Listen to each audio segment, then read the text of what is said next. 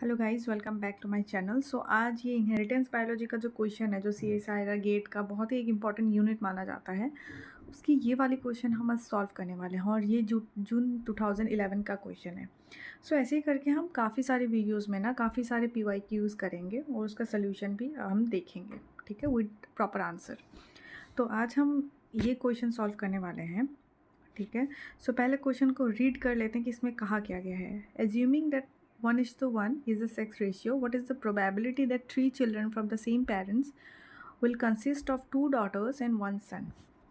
तो इसमें हाईलाइट करने की बात यह है 3 चिल्ड्रन, 2 daughters और 1 son, ठीक है। अब मैं बताऊंगी आपको इसमें हाईलाइट करने के लिए यही क्यों इम्पोर्टेंट है, क्योंकि हमें इसमें क्वेश्चन में क्या गया गया है ना कि कोई पेरेंट है, ठीक है, मेल एंड फीमेल, को भी फादर एंड मदर है, वो पेरेंट है और उनके जो चिल्ड्रन है ना, 3 चिल्ड्रन हुए उनके, ठीक है, उनके पास 3 चिल्ड्रन है। अब इसमें ये पूछा गया है कि प्रोबेबिलिटी क्या है, चांसेस क्या है कि जो जो 3 जो चिल्ड्रन है ना, उसमें से 2 डॉटर्स ही हैं और 1 सन है।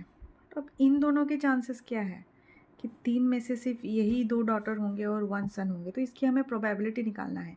और इस चीज़ के लिए ना हम फैक्टोरियल का एक जो फॉर्मूला होता है ना, वो यूज़ करने वाले हैं, ठीक है। फैक्टोरियल का फॉर्मूला होता है वो यूज़ करने वाले हैं। ज़्यादा कॉम्प्लिकेटेड फॉर्मूला नहीं है, काफ़ी इजी है और आपको ये इजीली याद भी हो जाएंगे, क्योंकि कुछ इसमें याद रखने की चीज़ ही नहीं है ना। तो मैं आपको बताने वाली हूँ कि आप इसे सॉल्व कैसे करते हैं।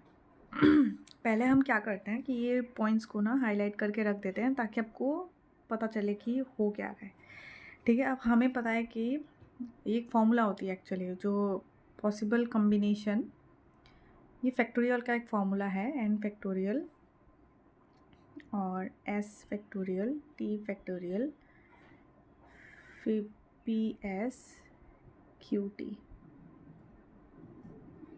ठीक है। ये फैक्टोरियल का एक फॉर्मूला होती है। सो अब मैं, अगर आपको पता है तो बहुत अच्छी बात है कि ये आपको फॉर्मूला पता है कि इन सब की वैल्यूज़ क्या होंगे। अगर नहीं पता है तो मैं आपको बता दूं कि n जो है ना, वो टोटल नंबर ऑफ रिजल्ट्स है, टोटल नंबर है। अब इस केस में क्या होती है, 3 चिल्ड्रन है, तो n क्या हो जाएगी हमारे लिए, 3 फैक्टोरियल हो जाएगी, ठीक है।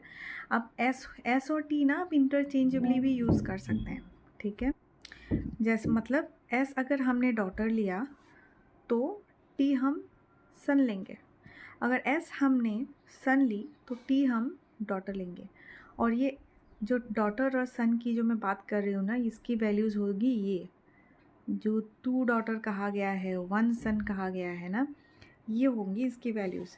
अब s और d आप इंटरचेंजेबली भी यूज़ कर सकते हैं। आप सब, अगर आपने s को डॉटर लिया है तो t को आप सन लेंगे।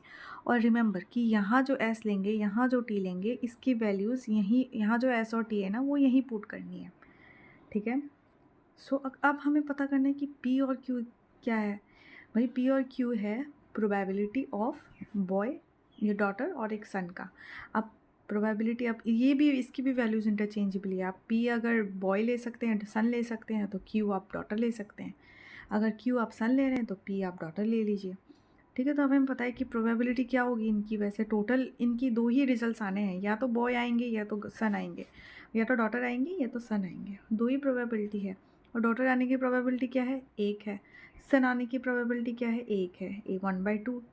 अब प्रोबेबिलिटी का मतलब इसमें ये कहा गया है कि 2 में से क्या क्या ऑप्शंस हैं हमारे पास, डॉटर और सन का ही तो ऑप्शन है। अगर कोई दूसरा क्वेश्चन होता जिसमें हमें ये कहा जाता कि डॉटर एंड सन नहीं पूछ के, अगर हमें ये कहा जाता कि कलर्स जो है ब्लैक, ब्लू एंड पर्पल, ठीक है, ब्लैक, ब्लू एंड पर्पल, अगर कलर का ये बात होती तो हमारा इसमें क्या हो जाता, p और q की वैल्यूज़ बदल जाती। अब ब्लैक, ब्लू और पर्पल, यहाँ कितने ऑप्शंस हैं, 3 है, 3 है।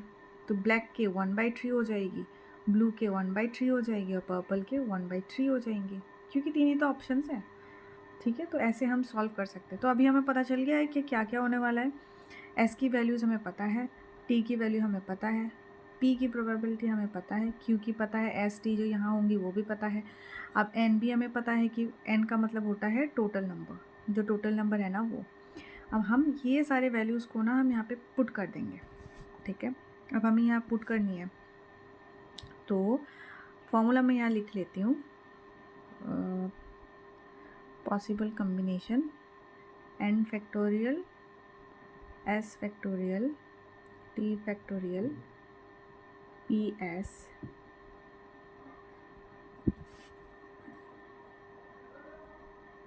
q t, ठीक है। तो ये रहा हमारा फॉर्मूला रेडी है। अब इसको हमें क्या करनी है, इसमें वैल्यूज़ डालनी है, बस सिंपल सा एक केस है, इसमें ज़्यादा कुछ सोचना है नहीं। सो n की फैक्टोरियल क्या हो जाएगी, n हम डालेंगे 3 फैक्टोरियल। s की वैल्यू हम क्या कर सकते हैं, ये हम इंटरचेंजेबली यूज़ कर सकते हैं। यहाँ सपोज़ मैंने s कंसिडर किया डॉटर के लिए, ठीक है। तो 2 फैक्टोरियल और t मैंने कंसिडर किया सन के लिए 1 फैक्टोरियल। याद रखिए आप कोई भी वैल्यू ले सकते हैं। अगर आपको ये 1 और 2 ये अगर चेंज भी करनी है तो भी आप चेंज कर सकते हैं। डॉटर और सन की जो भी वैल्यूज़ है ना, एस और टी, आप कुछ भी यूज़ कर सकते हैं उसके लिए। और यहाँ पे p की वैल्यू होती है 1/2 और s हमने यहाँ पे क्या ली थी 2 और 1/2 और t हमने क्या ली थी 1, ठीक है।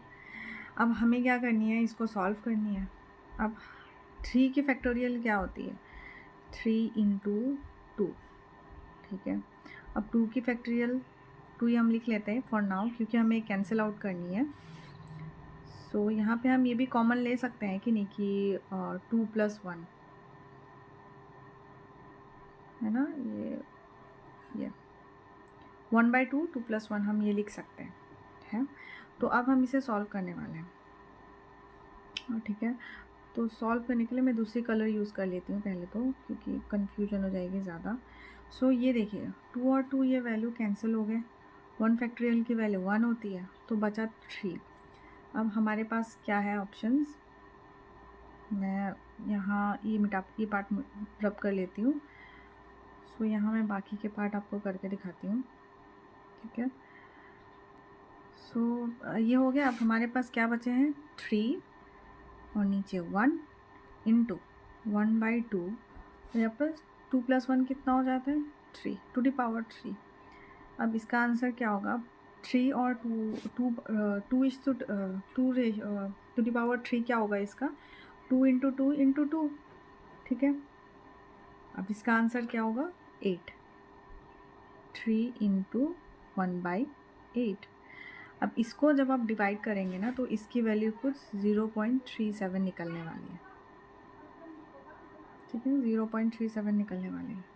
अब हम देखेंगे कि हमारा जो है ना ऑप्शन में क्या है।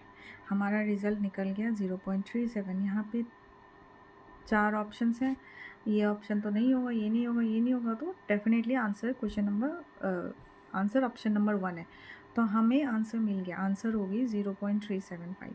तो 2 डेसिमल तक आप इस क्वेश्चन में ना आपको पूरी डिवाइड भी नहीं करनी है। जैसे ही आपको दिखे कि 3/8 करते वक्त जैसे ही आपको 0.3 दिखे ना, आपको यहीं पे ही आंसर मिल जाता है, क्योंकि 3 पहले यहाँ है।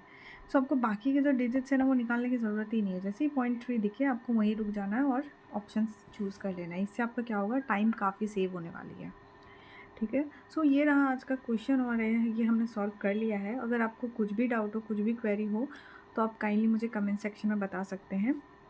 और हाँ, मैं एक काम करती हूँ, यहाँ आपको फॉर्मूला ना एक बार अच्छे से क्लियरली लिख देती हूँ, ठीक है।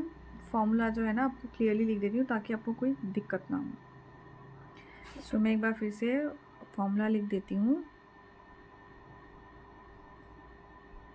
Possible combination